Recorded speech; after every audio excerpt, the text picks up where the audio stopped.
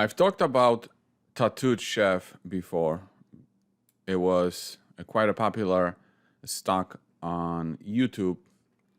And yesterday, Tattooed Chef said that it intends to file for voluntary Chapter 11 bankruptcy. So I'm sure there's going to be lots of videos because people like to do this. I told you so, and pointing fingers at various people that like the stock. But my message here is just one. Notice here, it says Nasdaq, right? Nasdaq. Tattooed Chef was trading on Nasdaq. And even though the company was trading on Nasdaq, it went bankrupt, right? As you can see the chart, it went from as high as $28 to now after hours, it is trading whatever at 34 cents, and it's probably going to go to zero.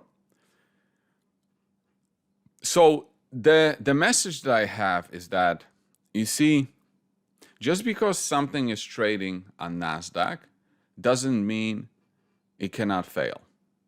Just because something is trading on a secondary exchange, such as OTC, or OTC is not an exchange, but still, TSX Venture or Canadian Stock Exchange, just because something is trading there doesn't mean it's going to fail. Whether something succeeds or fails, goes bankrupt, depends on the underlying business. It doesn't matter where it trades. Just because it trades on New York Stock Exchange or Nasdaq doesn't make it safe. It's the business behind it that makes it good or bad. And now, during bull markets, like we had in 2020, 2021, when people were paying millions of dollars for pictures of monkeys, money was flowing into companies that it shouldn't have flown into, like Tattooed Chef. It was not a great business. They barely even made money on a gross margin basis. Money should have never gone into the company, but money should have also never gone into pictures of monkeys, right? That's what happens during bull markets. And it has nothing to do with the fundamentals of a business. It has everything to do with too much money chasing various opportunities, and that money goes into good businesses and bad businesses. Now, when you reverse it to what it is today, back then, money flew into businesses that it shouldn't have flown into. And now money is flowing out of some businesses that it should not be flowing out. Okay? And so now is the greatest, probably generational opportunity for investors to look for businesses and opportunities that money has flown out of. And in general, it has flown the most out of the small cap stocks. It has flown the most out of stocks that are on like TSX Venture or Canadian Stock Exchange.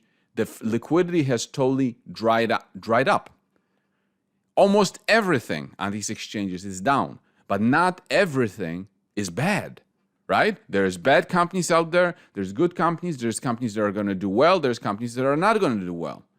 But the opportunity is there, right? And, obviously we all have different opportunities in front of our eyes. But if you have less competition now, you have way less competition, money bidding various different opportunities.